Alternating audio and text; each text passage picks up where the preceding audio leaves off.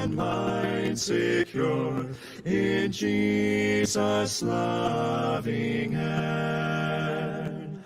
When all around me falls apart and fear consumes my soul, sweet thoughts of peace assure my heart that God is in control. When every breath conceals a sigh and unshed tears increase,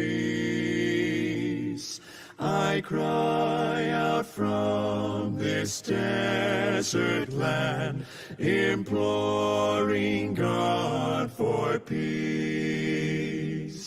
He answers me with gentle words to comfort and to shade. Let not your heart be troubled, child, nor let it be afraid. When evening casts its shadowed fears that haunt me through the night, the peace of God envelops me, and darkness yields to light. Though smiles may mask my brooding doubts, while sight on earth is dim, through faith the God of peace reveals eternal peace within.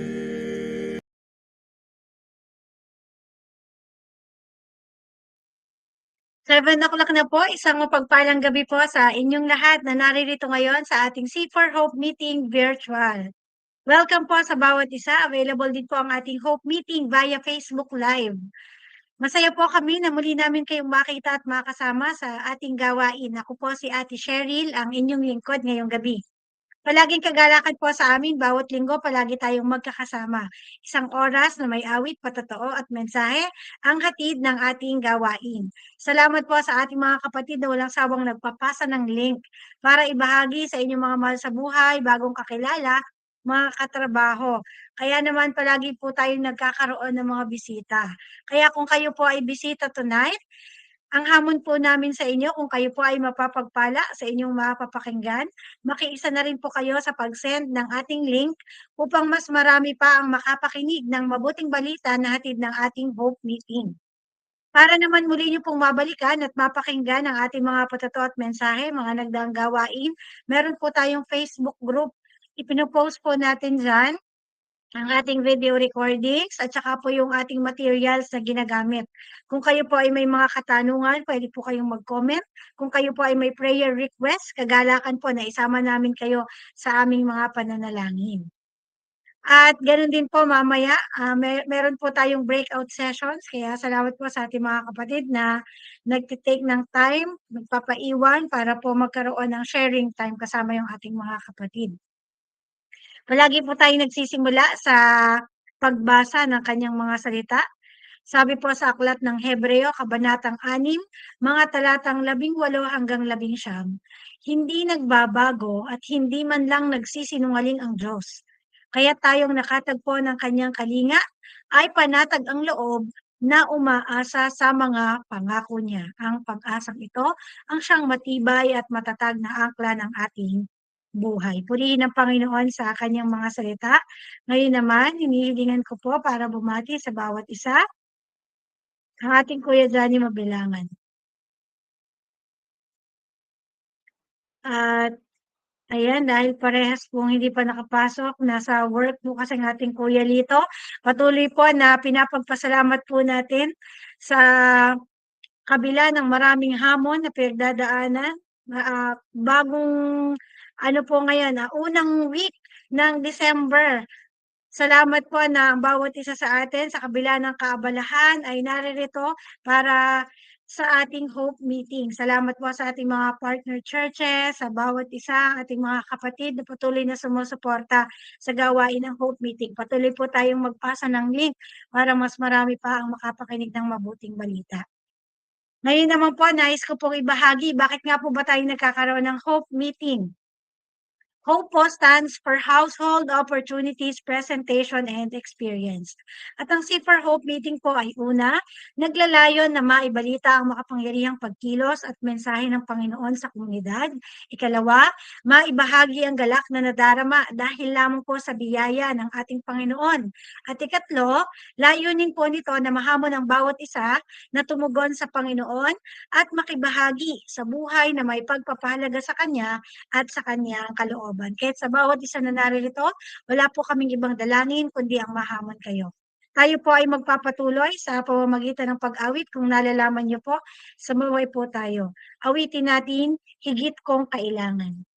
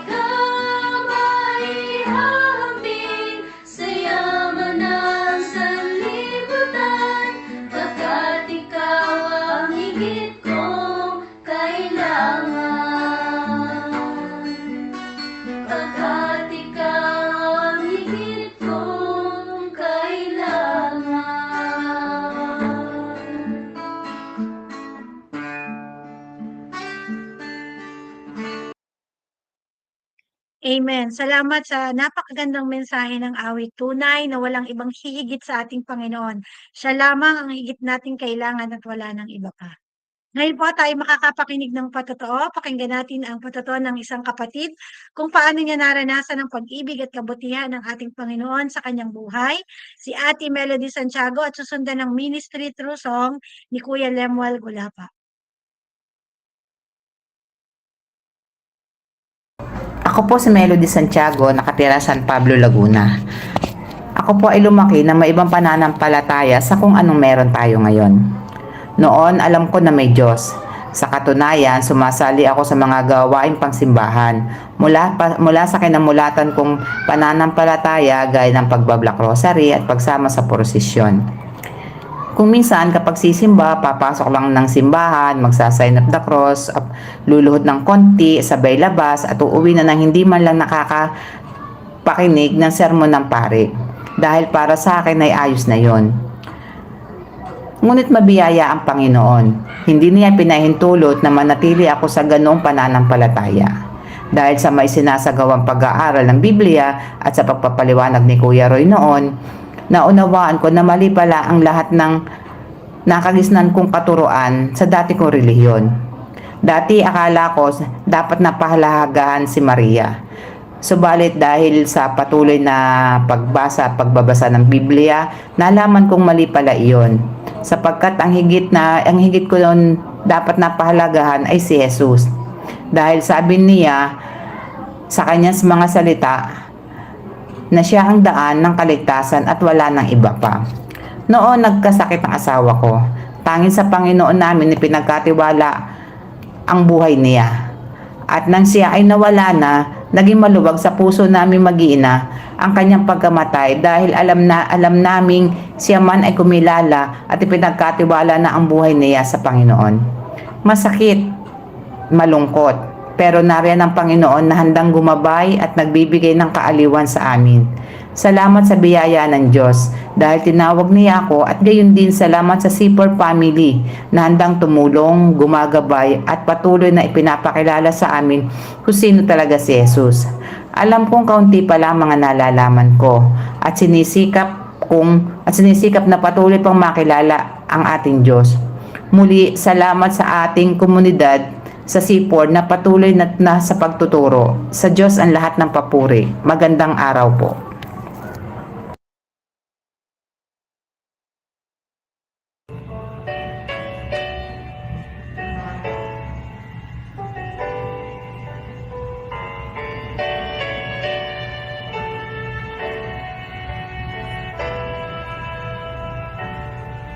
Bawat araw sa daan, tao'y nakikita ko. Buhay ay walang saysay, san patutungo?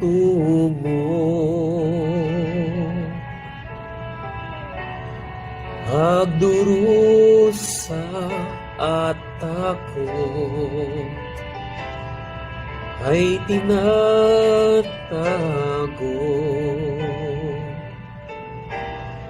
sa ngiting nagkukubli, daing ng puso. Kailangan natin ang Panginoon.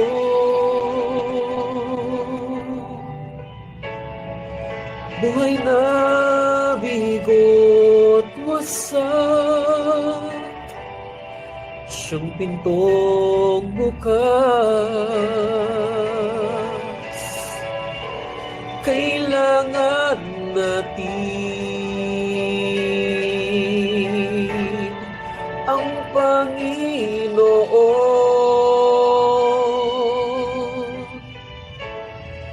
Kailan natin ang iba'y dadalhin sa Diyos.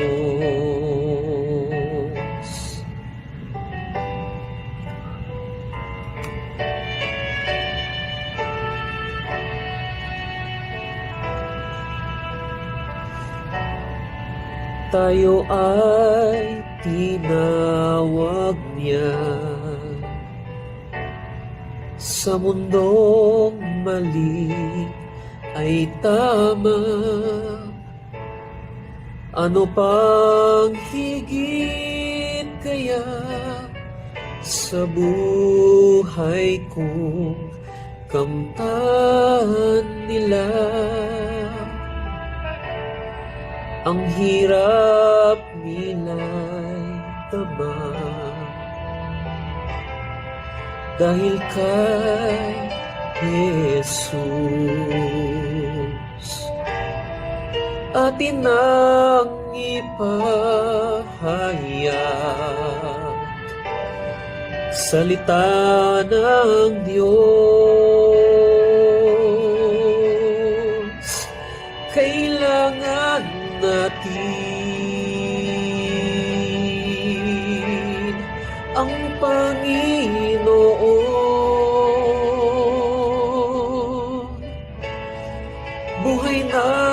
mabigot wasak, siyang pintong bukas. Kailangan natin ang Panginoon.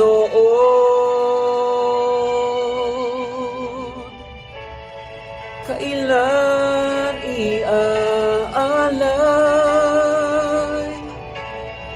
ating buong buhay ng maakay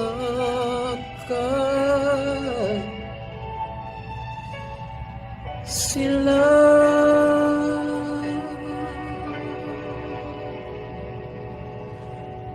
Sa Panginoon.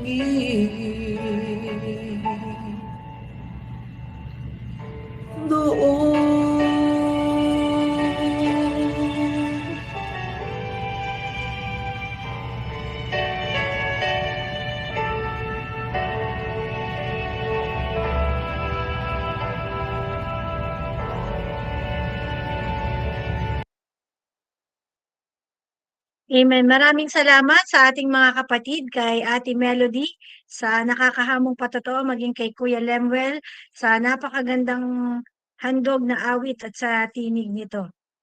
Ngayon naman po ay handa natin ang ating puso at isip sa mensahe ngayong gabi, ihahatid ng inyong lingkod, Brother Rex Mendoza.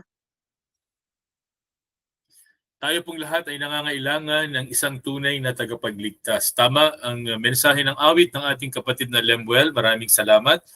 Kailangan nating lahat ang Panginoon. Walang ibang tagapagligtas kundi tanging ang ating Panginoong Jesucristo lamang. Napakahalaga na ang katotohanan na ito ay ating ipangaral, ipaalam, ituro sa lahat ng mga tao, ating mga kamag-anak, mga kaibigan, ating mga kapitbahay.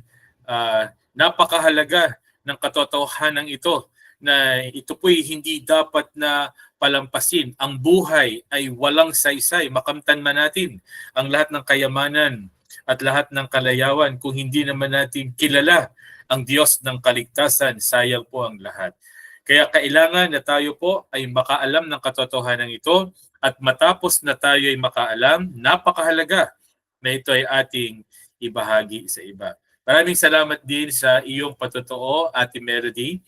At tulad din ng mensahe ng awit, merong pinananampalatayanan dati, mga nakaugalian at inaakala na iyon ay tama. Pero ang sabi ng ating Panginoong Jesucristo, malalaman ang katotohanan at katotohanan ang magpapalaya. At kami nagpupuri sa Panginoon na iyong mga kapatid, pinupuri niluluwalhati ang Diyos sa kanyang pagtawag sa inyong sambahayan para sa kaligtasan, at tayo patuloy na dumadalangin na marami pa ang ating maabot mula sa mga kaibigan at mga kamag-anak diyan sa San Pablo City. Magandang gabi po sa bawat isa sa inyo. Welcome sa atin pong Hope Meeting. Ito po ay isang pagkakataon upang ang salita ng Diyos ay maipahayag, atin pong maunawaan ang pag-asa na tunay at totoo, hindi huwad, pag-asa na tanging ang Diyos ang makapagbibigay, at ito po ay kanyang ibinigay sa atin ng sagana. At para sa atin, ito po ay isang napakalaking pribilehiyo na tayo po ay nagiging daluyan ng pagbabahagi ng katotohanan ito. Ito man ay kaloob sa atin ng Diyos. Bago po tayo tumuloy sa atin pong pag-aaral, tayo po ay dadako sa pananalangin at idudulog po natin ang ilang mga kahilingan. Tayo po ay tumungo, tayo po ay manalangin. Kayo po ang aming amang Diyos na tapat noon, ngayon at magpakailanman. Hindi po kayo nagbabago. Kayo po ay Diyos na mabuti. Ang inyong taglay na kapangyarihan ay walang katulad. Sa inyo lamang po namin masusumpungan ang tunay na pag-asa. Kayo po ang aming kublihan. Kayo po ang aming lakas. Panginoon, pinupuri, tinataas namin ang iyong pangalan at kami ngayong gabi ay magkakasamang dumudulog sa iyong paanan. Kami po'y humihiling, Panginoon, na papag-isahin po ninyo ang aming isip at puso. Lahat ay napaiilalim sa iyo pong kalooban, napasasakop sa iyo pong pangunguna, sa kapangyarihan ng banal na Espiritu. At kami po, Panginoon, ay humihiling, mabuksan ang aming isipan sa katotohanan ng inyo po mga salita. Tulungan niyo po kaming makaunawa sa gabing ito, Panginoon. Tulad ng pangako ng aming Panginoong Jesus na malalaman namin ang katotohanan at ito po ang magpapalaya sa amin. Panginoon, ngayong gabi bilang mga magkakapatid at magkakaibigan, kami po ay tumutulog sa iyong banal na paanan para po sa aming mga kapatid na mayroon pong karamdaman. Humihiling po kami ng inyong pagpapagaling. Humihiling po kami na ibsan, Panginoon, ang mga hirap na nararanasan dahil po sa karamdaman. Maging ang mga pangangailangan dulot po ng mga gamutan at mga pagpapacheck up, ang pagbili ng gamot, Panginoon. Humihiling po kami ng inyo pong probisyon para sa lahat ng ito.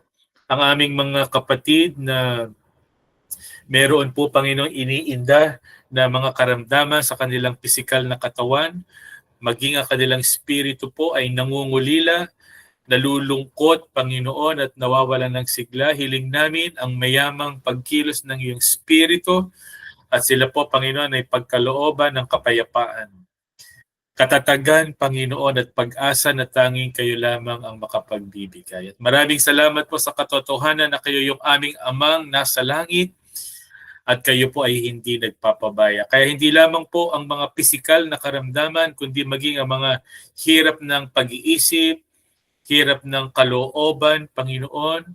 Naaalala namin ang aming mga kapatid na pumanaw, ang isang kasama sa tahanan na ngayon po ay may mga kalungkutan sila at nangungulila, Panginoon. Dalangin namin ang pagkaunawa nila, Panginoon, ang pag-asang nagmumula sa iyo. Dalangin namin ang pagkilos ng Espiritu upang magbigay kapayapaan kasama po ng hamon na patuloy na magkaisa ang sambahayan, kumilala sa iyo, Panginoon, at magkaroon ng pag-asa sa muling pagkikita-kita. Ganon din po ang mga pangangailangan ng mga sambahayan, ang patuloy na pagkakaisa, pagmamahala ng bawat sambahayan at higit sa lahat ang kaunawaan sa iyo pong mga salita. Idinadalangin din po namin ang aming mga kapatid na ngayon pong darating na mga araw ay maglalakbay patungo ng Bicol upang makapagmisyon. Hiling namin ang inyo pong pagsama, ang inyo pong pagtugon sa mga pangangailangan. Ganon din po, Panginoon, ang karunungan sa pagmiministeryo at mga pagdidesisyon. At dalangin namin pagpalain po ninyo sila upang sila po ay maging pagpapala sa marami pang iba. Panginoon, ngayong gabi, pinagkakatiwala po namin sa iyo ang magiging kapahayagan ng iyong salita. Samahan po ninyo kami, pagpalain po ninyo ang bawat isa, maging ako po na inyong lingkod na mangunguna.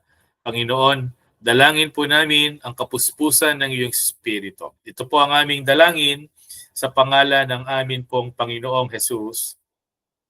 Amen. Purihin ang Panginoon at welcome sa ating mga kapatid mula sa ating mga partner churches at isang kagalakan na makasama po ang bawat isa sa inyo. Ganun din ang ating mga panauhin ngayong gabi. Sa ganito pong mga pagtitipon, ating binibigyang diin ang pag-asa na mula sa Diyos. Hindi po tayo nagtataas ng sinumang tao o anuman pong samahan. Wala pong layunin ang ganitong pagtitipon, kundi ang ipahayag ang katotohanan mula sa salita ng Diyos sapagkat merong iisang Diyos. Siya po ay Diyos na lumikha ng lahat. Siya po ay nasa tatlong persona, Diyos Ama, Diyos Anak at Diyos Espiritu Santo. At ang pag-asa ay mula lamang sa Kanya. Kaya po itinatakwil po natin anuman pong huwad na mga paraan ng kaligtasan, mga opinyon ng tao o mga panukala lamang ng tao, at ang ating pinakananais ay kung ano po ang kapahayagan ng nag-iisang Diyos na buhay mula sa kanyang banal na salita.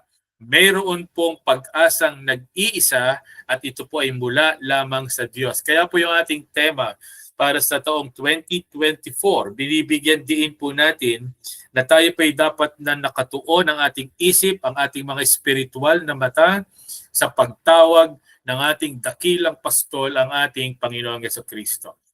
Merong iisang pastol na nangangalaga sa kanyang mga tupa. Siya ang pastol na nag-alay ng kanyang buhay. Siya rin ang pastol na tumatawag sa kanyang mga tupa para sa kaligtasan. Sinabi ng ating Panginoong Jesucristo na siya ang pastol at ang kanyang tunay na mga tupa ay nakikinig sa kanya. Kilala ng mga tupa ang boses ng pastol at ang mga tunay na tupa, pag nadinig ang tinig ng kanilang pastol ay lumalapit. Pero yun daw pong iba, ay hindi naman mga tunay na tupa, kaya madali po para sa kanila na baliwalain ang tinig ng pastol. Kaya napakahalaga po na ating makilala ang pastol at ang kanya pong tinig, ang kanyang mga salita na maliwanag na inihahayag ng Biblia.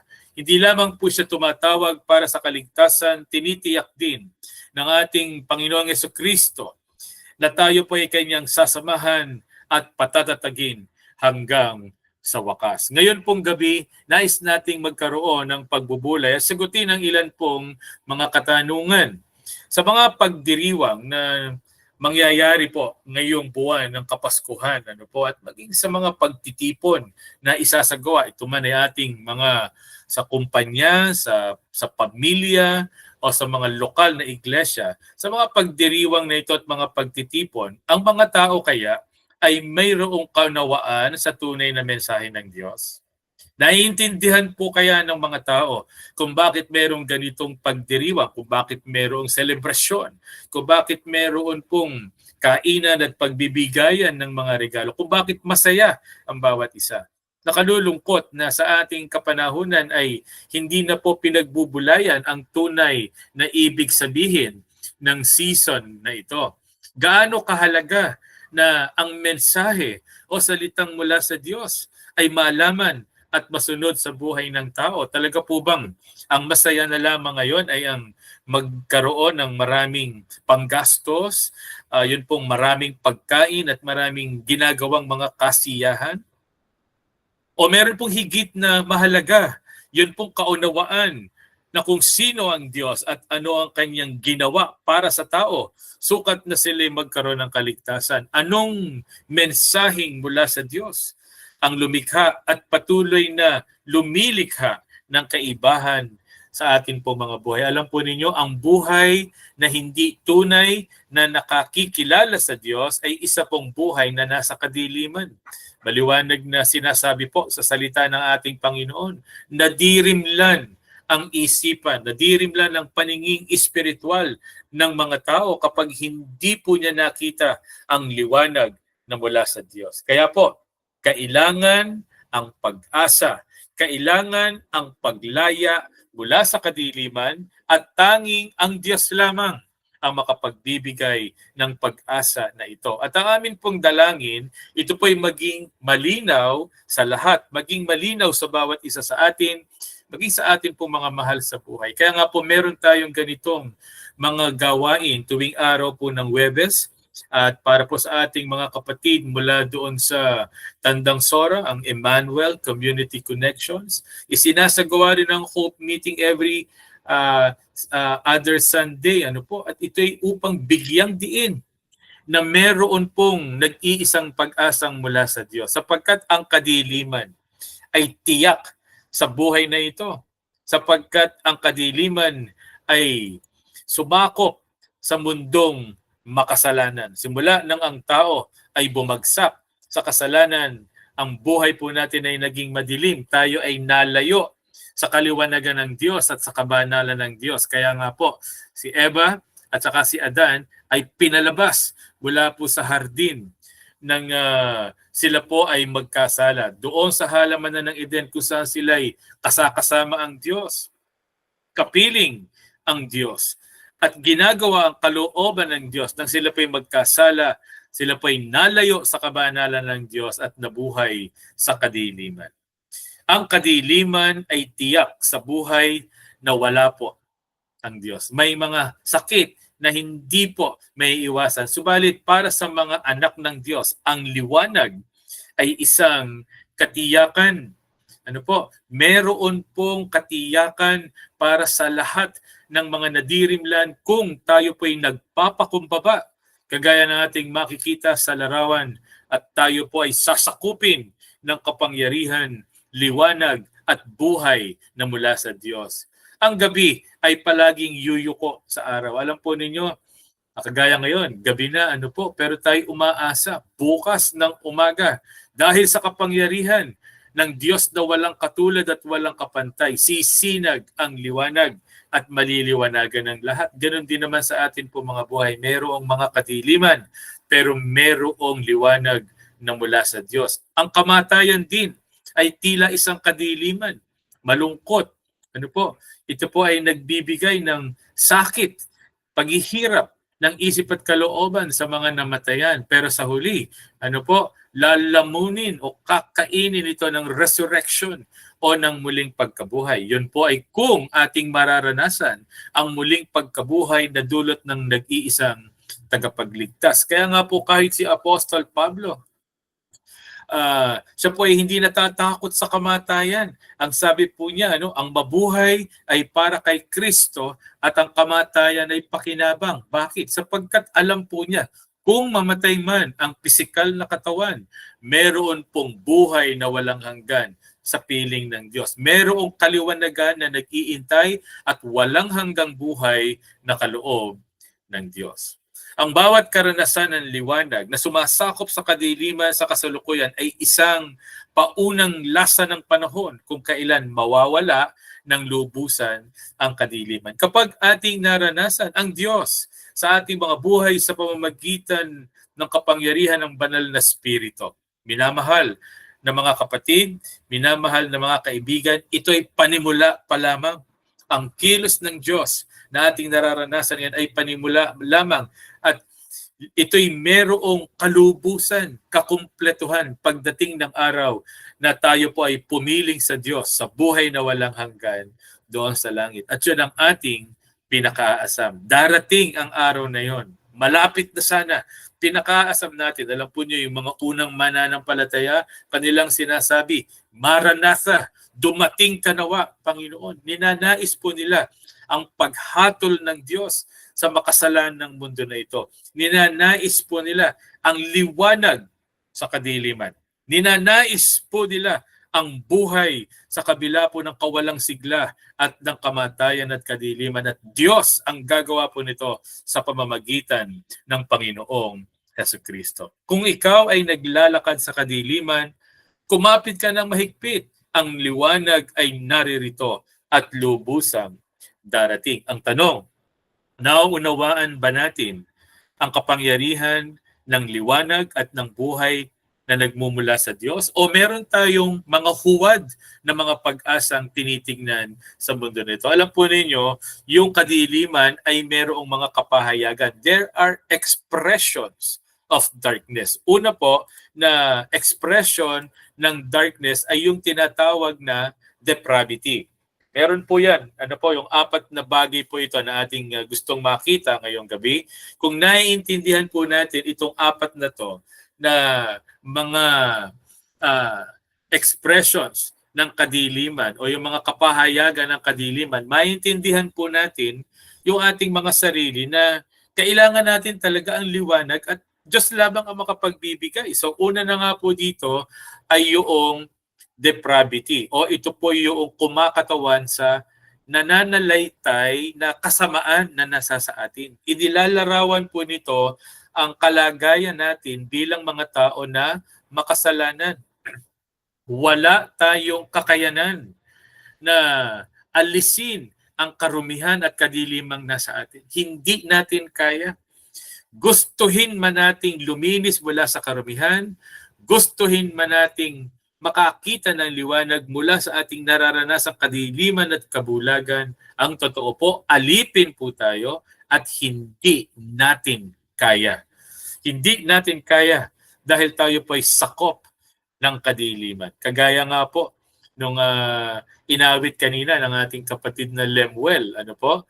Tayo po ay nabubuhay sa isang mundo na yun pong mga mali ay itinuturing na tama.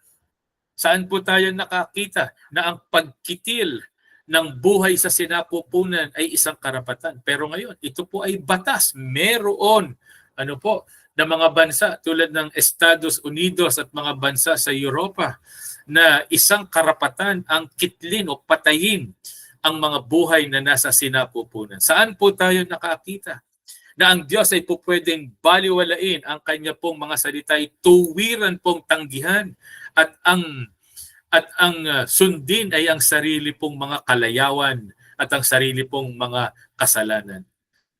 Ito po ay dahilan ng kadiliman sa isip at damdamin ng mga tao. We are totally depraved. Hindi po tayo mabuti. At kung tayo man ay may nagagawang mga kabutihan, hindi ito sapat upang tayo'y makapasa sa mataas na panuntunan ng kabanalan ng Diyos. Lahat po ay kulang. Sabi po ng Biblia, lahat ay nagkasala at hindi nakaabot sa pamantayan ng Diyos. Kaya po, kinasanayan ng marami ang ganitong kalalagayan at iniisip po nila na kaya po nilang maging mabuti at kaya nilang maging malinis. Pero ito'y taliwas sa sinasabi ng Diyos na ito'y isang kalagayan ng tao na hindi niya matatakasan. Hindi lamang po ito kumakatawaan sa kasamaan na nananalaytay sa atin. Dapat nating makita. Ito din pong kadiliman ay kumakatawan sa panlilinlang. Marami po yung nagsasalita ng kasinungalingan. Sabi nga po ng ating Panginoong Jesucristo sa mga Hudyo na hindi kumikilala sa Kanya, doon sa mga Hudyo na tinanggihan po siya sa kabila ng napakaraming pagpapala ng Diyos sa bansang ito.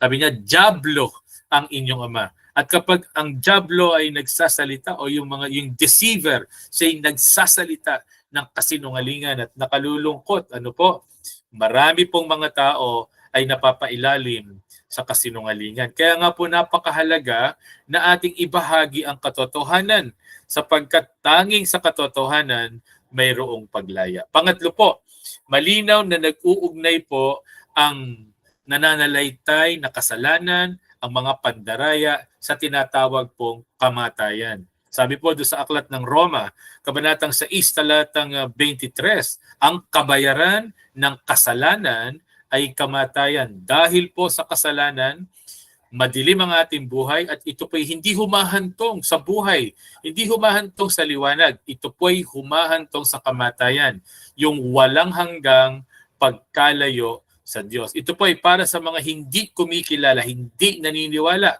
Ito ay para sa mga nasa labas ng paghahari ng Diyos. Ang kadiliman ay ginagamit din upang magwasak. Hindi lamang po ito nagbibigay ng kamatayan o death. It also leads to destruction. Ano po? Yun pong mga nakagapos sa kadiliman, sila din po ay tiyak na parurusahan at sila po ay hahantong sa pagkawasak. At alam po ninyo, ayaw natin sa ganitong kalalagayan. Sino po may gusto na ito ay magkaroon ng ganitong karanasan? Kaya po napakahalaga na ating makita the true light and the true life revealed through the birth of the Shepherd King. Meron pong solusyon. Hindi mula sa tao. Ito po ay solusyong mula sa Diyos. Dumating ang pastol at hari ng ating mga buhay. Ang nag-iisang pastol ng ating mga kaluluwa, siyang nag-iisang tagapagligtas at siya'y hari ng katuwiran magpakailanman. Nasa kanya po ang tunay na liwanag at nasa kanya lamang ang tunay na buhay. Ito po'y ipinangako ng Diyos doon sa lumang tipan at ito'y nagkaroon ng katuparan sa bagong tipan nang ipanganak ang isang sanggol sa pamamagitan ng isang dalaga, ng isang birhen. At sa kapanganakan po na yon, ang Diyos ay nagbigay sa atin ng solusyon para sa matagal na pong problema ng tao na hindi kaya ng sinumang tao na malampasan at padaig. Ang kasalanan po, ang solusyon mula po dito ay sa Diyos lamang magbumula. Kaya po napakahalaga na makilala natin ang ating Panginoong Kristo bilang tunay na liwanag at tunay na buhay. Dito po sa Aklat ng Juan, Kabanatang 1, talatang 1 hanggang 5, maging yung sumunod na mga talatang 9 hanggang 10, ganito po yung ating masusumpungan. Nang pasimula ay naroon na ang salita. Ang salita ay kasama ng Diyos at ang salita ay Diyos. Sa pasimula ay kasama na ng Diyos ang salita. Nilikha ang lahat ng bagay sa pamamagitan niya at walang anumang nalikha nang hindi sa pamamagitan niya. Nasa kanya ang buhay at ang buhay ay siyang ilaw ng sangkatauhan. Sa simula pa lamang, nandoon po ang Diyos. Siya ang lumikha ng lahat. At alam po ninyo, yung Diyos na manlilikha ay nasa 3 persona. Sinasabing nandoon ang Diyos. At ang Diyos ay nagsalita at nang sinabi ng Diyos, magkaroon ng liwanag, nagkaroon ng liwanag. At dito po sa Aklat ng Juan, sinasabi, ang salita ay nandoon na sa simula pa kasama ng Diyos at ang salita ay Diyos at ang salita ay nagkatawang tao. Kaya po napakahalaga na ating kilalanin ang nag-iisang Diyos na nasa 3 persona. At dito po ipinapakilala ang ating Panginoong Jesucristo bilang manlilikha, walang anumang nalikha na hindi mula sa Kanya nanggaling at nasa Kanya lamang ang buhay at ang ilaw. At ang Kanyang liwanag ay nagliliwanag sa kadiliman at hindi ito kayang gapiin o talunin ng sino paman o ng ano paman. Ito daw po yung tunay na ilaw, sabi ni Juan. Ito ang tunay na ilaw. Dumarating ito sa sanlibutan upang magbigay liwanag sa lahat ng tao. Dumating ang salita sa sanlibutan, ngunit hindi siya kinilala ng sanlibutang ito na nilikha sa pamamagitan niya. Yun po ang naging problema sa mga Hudyo.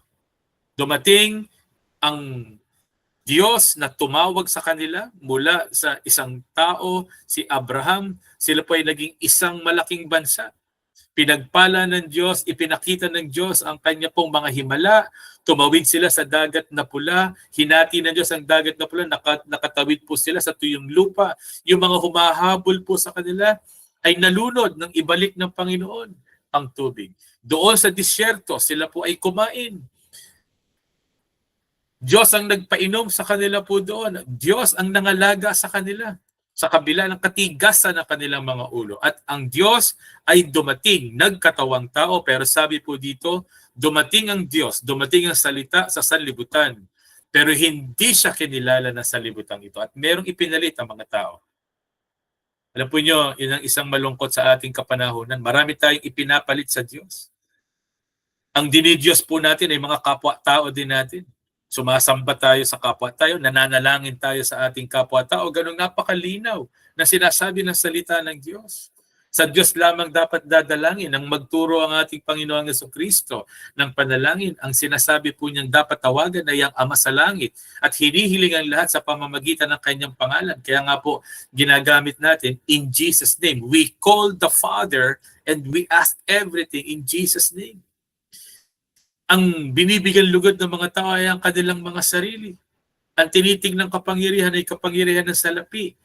At ang nag-iisang Diyos, nag-iisang tagapagligtas ay isinasa isang tabi. Ito ang dahilan kung bakit hindi masumpungan ng tao ang tunay na kapayapaan, ang tunay na kagalakan. Ito ang dahilan kung bakit nahaharap siya sa kamatayan at sa pagkawasak. Subalit mapalad, minamahal na mga kaibigan, mapalad ang mga taong kinahabagan ng Diyos at nakasumpong ng kaliwanagan. There is great joy because for these people who are called, the Savior has come. The Savior has come to save us from our dark past. Mula sa ating madilim na kahapon, binibigyan tayo ng isang panibagong pag-asa. Inaalis ng Panginoon ang kadiliman ng ating nakaraan at dinadala niya tayo sa kaliwanagan. Pinalaya tayo ng Panginoon mula sa kadiliman ng ating mga buhay. Ganon din naman, the Savior has come to save us from an empty present. Nagkakaroon ng kahulugan ang ating mga buhay dahil sa Kanya. Ang lahat ay walang saysay. Paminsan nagkakamali tayo, nagkakaroon tayo ng mga pagkukulang, pagkakasala, mga kahinaan. Pero nandun ang ating Panginoon na nagligtas sa atin nung nakaraan, binigyan ng kahulugan ang ating mga buhay at ngayon tinutulungan tayo na magkaroon ng saysay ang atin pong mga buhay habang nananatili tayo sa pansamantalang mundo na ito. Hindi lamang yung nakaraan at ang pangkasalukuyan, kundi maging ang ating hinaharap, ang ating future. The Savior has come to save us from a hopeless future. Wala pong pagkatalo. Walang pagkabigo sapagkat kagaya ng talata kanina, ang Diyos ay hindi nagsisinungaling. Pero may kaaway po ang kagalakan sa Diyos. Merong kaaway, yung katatagan, yung pagiging matatag sa Diyos. Yung pagiging matatag sa pananampalataya. Yung pagkagumon sa kasalanan. Ano po? Ito po, yung ignorance, yung kawalang kaalaman. Pwede rin, hindi lamang yung wala tayong alam kasi hindi tayo nagbabasa, hindi tayo nakikinig na salita ng Diyos. Pwede rin, we are deceived. Meron tayong pinaniniwalaan na naitanim noon pa sa ating isipan. Naniniwala tayo sa mga mandaraya at ayaw nating tignan ang katotohanan mula sa salita ng Diyos kung sino-sino po ang ating pinakikinggan na madaya. At napakaraming tao nasa ganitong kalalagayan. At yun po panghuli, yung selfishness, yung pagiging makasarili. Iniisip natin ang lahat ay patungkol sa atin at ang Diyos at ang ating kapwa ay ating binabaliwala. Kaya po napakaganda na ating pagbulayan ang pagdating ng pastol na hari. Hindi siya pwedeng baliwalain ng lahat ng tao. Siya ang nag-iisang tagapagligtas at siya'y dumating sa tamang panahon bilang tugon ng Diyos sa ating pangangailangan. Sabi po doon sa Galatia, Kabanatang 4. Talatang 4 hanggang 7. Ngunit nang sumapit ang takdang panahon, ito po yung panahong itinakda ng Diyos. Isinugo ng Diyos ang kanyang anak. Isinilang siya ng isang babae at namuhay sa ilalim ng kautusan upang palayain ang mga nasa ilalim ng kautusan. Sa gayon, mabibilang sila sa anak ng Diyos. Upang patunayan na kayo'y mga anak ng Diyos, isinugo niya ang espiritu ng kanyang anak sa ating mga puso at nang sa gayo'y makatawag tayo sa Diyos ng Ama, Ama ko. Kita po ninyo, isinugo ang ikatlong persona ng nag-iisang Diyos, ang banal na espiritu.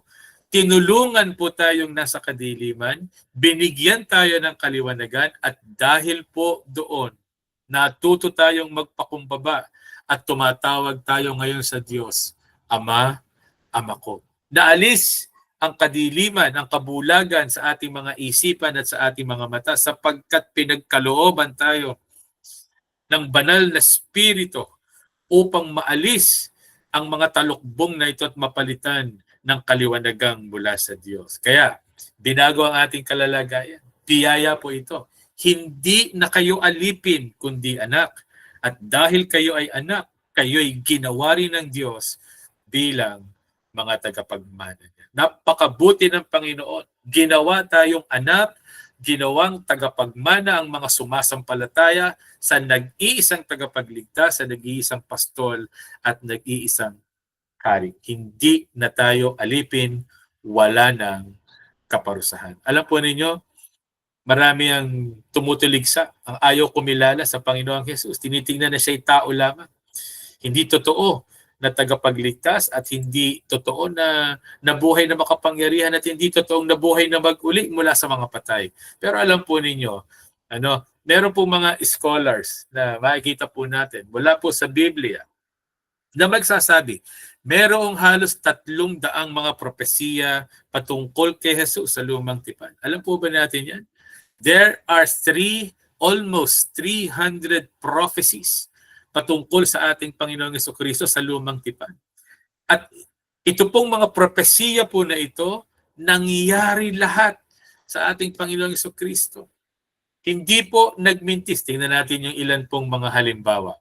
Tingnan natin itong sinasabi po na mga hula patungkol sa Panginoong Jesucristo sa lumang tipan na nagkaroon po ng katuparan sa bagong tipan. At ang pagitan po nito ay halos 500 taon.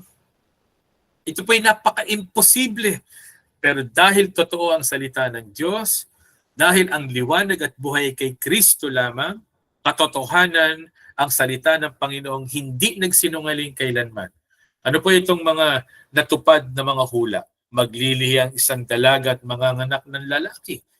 500 taon bago po ito mangyari, ito'y inihayag ng Diyos sa pamamagitan ng mga propeta. Ang Panginoong Jesucristo ay ang Mesiyas ay sinasabi sa Mikas Kabanatang 5, talatang 2 na ipapanganak sa Bethlehem. Sinasabi din ng pagtakas papuntang Ehipto. Kaya nung ipinapatay po ni Herodes yung mga bata 2 taon pababa, ang tumayong ama ni Jesus, si Jose, ay dinala po si Maria at si Jose sa Ehipto upang takasan ng pagpatay. At dahil sa pagtakas na yan ay natupad ang propesiya ng pagpunta ni Jesus sa Ehipto. Ang pagpasok sa Jerusalem, ano po, ang pinagsugalan na damit ng ating Panginoong Jesus nung siya'y ipinako, pinagsugalan ng mga kawal. Ito'y nakapropesiya sa Aklat ng Awit, Kabanatang 22. Ang propesiya na mamamatay ang Panginoong Jesus, ang tagapagligtas, pero walang buto na mababali. Yung dalawa sa tabi ng Panginoong Jesus na napako, binalian ng buto. Pero ang Panginoong Jesucristo ay hindi binalian ng buto. At ang Panginoon ay mamamatay na parang isang kriminal at siya'y malilibing sa libingan ng isang mayaman. Ito'y nagkaroon ng katuparan. Isaiah 53 verse 9. Napakadami pong patunay pero sarado ang isip, nadirimlan ang mga tao sapagkat ito'y dahilan ng kasalanang sa bawat isang taong walang pagkakilala sa Diyos. Pero eto po, napakabuti ng Diyos. Maging ngayong gabi na tayo nakakarinig ng kanyang salita. Sabi sa Efeso Kabanatang 5, talatang 8 hanggang 10. Dati kayo'y nasa kadiliman, ngunit ngayon nasa kaliwanagan na, sapagkat kayo'y nasa Panginoon. Mamuhay kayo ngayon ng nararapat sa mga taong nasa liwanag, sapagkat pawang mabuti, matuwid, at totoo ang ginagawa ng namumuhay sa liwanag. Sikapin ninyong matutunan kung ano ang kalugod-lugod sa Diyos. Sa ating sarili, hindi po natin kaya, pero merong empowerment, pagpapalakas, pagbibigay kakayanan mula kay Kristo na pagliligtas at sa kapangyarihan ng banal na Espiritu. Sabi ng ating Panginoong Jesus, ako ang ilaw ng sanlibutan. Ang sumunod sa akin, magkakaroon ng ilaw sa kanyang buhay at hindi na lalakad sa kadiliman. Sa Juan Kabanatang 12, sinabi ng Panginoong Jesucristo patungkol sa siya ang liwanag, ako'y naparito bilang ilaw ng sanlibutan upang ang manalig sa akin, huwag manatili sa kadiliman. Sa Juan Kabanatang 3, maliwanag na sinasabi ng ating Panginoong Jesus, ang sumasampalataya sa anak ay may buhay na walang hanggan. Ngunit ang hindi sumusunod sa anak, hindi magkakaroon ng buhay. Sa halip, mananatili sa kanya ang puot ng Diyos. Meron po ba tayong nakikitang liwanag? Meron ba tayong nararanasang buhay na kaloob ng Diyos, na buhay na kakaiba? Dalangin po namin na makilala natin ang nag-iisang tagapagligtas at sampalatayanan, at ito po'y walang iba kundi ang Panginoon Jesucristo. Sa ating pong pagtatapos, nais kong tingnan natin ang 3 tao. Ano po? Na 3 personal na mga tao at isang grupo ng mga tao na kinilala po nila ang Diyos, inalam nila ang salita ng Diyos at ito'y lumikha ng kaibahan sa kanila pong mga buhay. Una ay dito sa Lucas, Kabanatang 2, talatang 22 hanggang 38. Merong isang matanda na nag-iintay doon sa templo para sa pagdating ng Mesiyas. Ito pa yung mababasa natin, Lucas Kabanatang 2. Next slide. May isang tao noon sa Jerusalem na ang pangalay si Simeon. Lalaking matuwid, may takot sa Diyos, naghihintay sa katubusan ng Israel. Nasa kanya ang Espiritu Santo. Kaya po nung dinala ni Jose at ni Maria ang sanggol na si Jesus upang sundin ang sinasabi ng kautusan, next slide, kinarga ni Simeon ang sanggol. Pagkatapos nagpuri siya sa Diyos. Sabi niya, ngayon, Panginoon, maari na pong iyong maong mapayapa ang iyong abang alipin. Ayon sa inyong pangako, yamang nakita na po ng aking mata ang iyong pagliligtas at inyong inihanda sa harapan ng lahat ng bansa. Ito'y liwanag na tatanglaw sa mga hentil at magbibigay dangal sa inyong bansang Israel. Si Simeon po, he was clearly a recipient of promise. Kagaya rin ng bawat isa sa atin. Pwede po tayong maging recipient ng pangako ng Diyos na kaliwanagan. Bakit? Number one, ipinakita po ng buhay ni Simeon, he was led by the Spirit of God. Siya po ay pinangunahan ng Espiritu ng Diyos. Pangalawa, he was taught by the Word of God.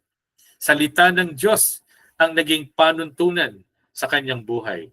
And he was obedient to the will of God. Kaya po hindi suliranin para kay Simeon na intayin, bagamat siya'y matanda na, matagal nang nag-iintay.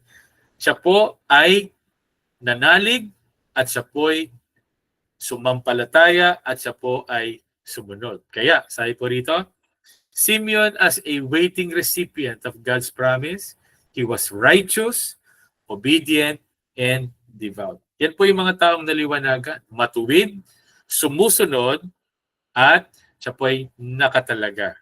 Kapag tayo po ay naliwanagan, bigay ito ng Diyos. Kapag tayo naliwanagan, mabubuhay tayo ng may katuwiran, ng may pagsunod, at nakatalaga sa Panginoon. He was also hopeful, having faith on God's promise. Dahil siya'y naliwanagan, siya'y merong pananampalataya sa mga ipinangako ng Panginoon. Kaya inintay niya ang katuparan ng kanyang ng pangako ng Diyos sa kanya na makikita niya ang Mesiyas. Number 3, he was a joyful and praising servant. Siya po ay nagkaroon ng kagalakang walang katulad. Nagpupuri po siya. Siya na lingkod ng Diyos dahil sa katuparan ng mga pangako ng Panginoon. Ganun po yung naliwanagan. Masaya po kapag nangyayari ang kalooban ng Diyos.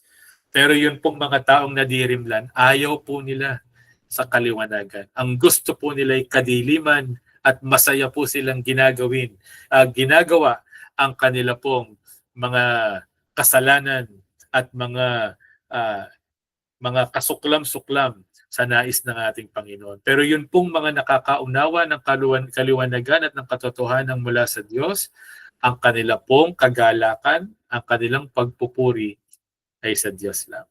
Hindi lamang si Simeon. Makikita natin, Mary obeyed. Alam natin ang istorya ni Maria. Sabi ni Maria nang sabihin sa kanya, kanyang pagdadalang tao, ako'y alipin ng Panginoon. Mangyari sa akin ang iyong sinabi. At nilisan siya ng anghel. Si Maria ay naliwanagan sa pamamagitan ng banal na spirito.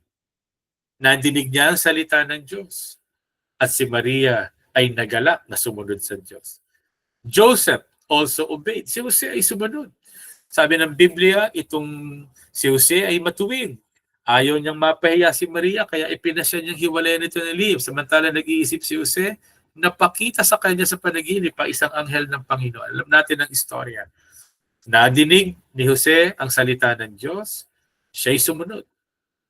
At siya'y nagkaroon ng kagalakan sa pagdating ng Mesiyas. Ganon din ang mga pantas, ang mga galing sa silangan. Mula sa malayong lugar, ang mga pantas ay naglakbay upang makita at sambahin ang ating Panginoong Hesukristo. Merong isang pastol at hari na dapat kilalanin. Siya'y dumating upang palayain tayo sa kadiliman at sa walang saysay at miserableng buhay, binigyan tayo ng buhay na walang hanggan. That is a perfect plan. Ang pagdating ng ating Panginoon ay isang perpektong plano na dumating sa perpektong panahon, perpektong oras, siya ang perfect Savior with a very perfect purpose. Ang ating dalangin, makita natin ang katotohanan na ito at maranasan sa ating mga buhay. Dalangin nating meron tayong maging karanasan ang kagalakan dahil sa perpektong Diyos na gumagawa sa buhay natin. Pagwakas, nais kong basahin ang talatang ito. Sabi po, Unang Juan, Kabanatang 1, talatang 1 hanggang 3. Sumusulat kami sa inyo tungkol sa Kanya na sa simula pa'y siya na ang salitang nagbibigay buhay at siyempre po nagbibigay kaliwanagan. Siya'y aming nakita, narinig, napagmasdan at nahawakan, nahayag ang buhay na ito. Nakita namin siya, pinapatotohanan namin at pinapangaral sa inyong buhay na walang hanggan, na kasama ng Ama at nahayag sa amin. Ipinapahayag nga namin sa inyo ang aming nakita at narinig upang makasama kayo sa aming pakikiisa sa Ama at sa Kanyang Anak na si Jesucristo.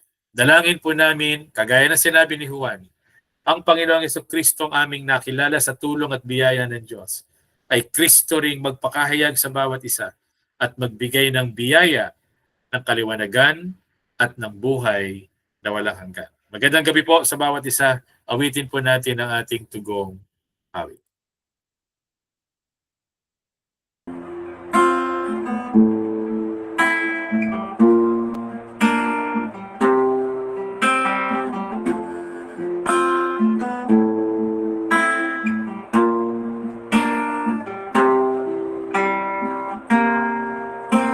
Walang makahihigit sa pag-ibig mo, hindi maikukumpara ang katapatan mo sa iyong mga bisig. Kinakalinga mo, idinuduyan ng wagas mong pagsuyo. Hindi man karapat-dapat, ako'y inibig mo. Mula sa kadiliman, hinango mo ako. Ang magulong buhay, inayos mong tunay, kaya't ang puso ko sa'yo'y bibigay. Lahat sa akin, inalay ko. Ang aking buhay, o Diyos, gamitin mo sa pagpupuri at pagsamba sa'yo. Luwalhatiin ang dakilang ngalan mo. Tayo po'y manalangin. Sakupin po ninyo, Panginoon, ang aming mga isip at ang aming po mga puso. Alisin po kami sa karimlan at sa miserableng pamumuhay. Bigyan niyo po kami, Panginoon, ng kaliwanagan at buhay na walang hanggan na tanging kayo po ang nakapagkakaloob. Isang kamangmangan ang magpatuloy sa buhay po na ito na kayo'y binabaliwala. Ang iyong presensya, ang iyong salita na binabaliwala. Mananatili kami sa dilim kapag ganun po ang aming tinayuan, Panginoon, at ginawa sa buhay na ito. Ang aming hiling, kahabagan po ninyo kami. Kami nagpapakumbaba, Panginoon. Tulungan niyo po kami, ang aming mga mahal sa buhay, ang aming mga kaibigan na maliwanagan. Biyayaan niyo po kami ng kaligtasan. Pagpalain niyo po kami maging ang mga nakapakinig na iyong salita ngayong gabi. Ito po ang aming dalangin, Ama, sa pangalan na aming nag-iisang tagapagligtas at sa kapangyarihan ng banal na Espiritu. Amen. Magandang gabi po sa bawat isa sa inyo. Amen. Maraming salamat po, Brother Rex. Salamat sa kapahayagan ng kanyang salita at salamat sa napapanahong mensahe. Kaya naman wala po kaming ibang dalangin kundi ang bawat isa na naririto ay masumpungan ng may katapatan at talagang ipamuhay at ipahayag ang kanyang mga salita.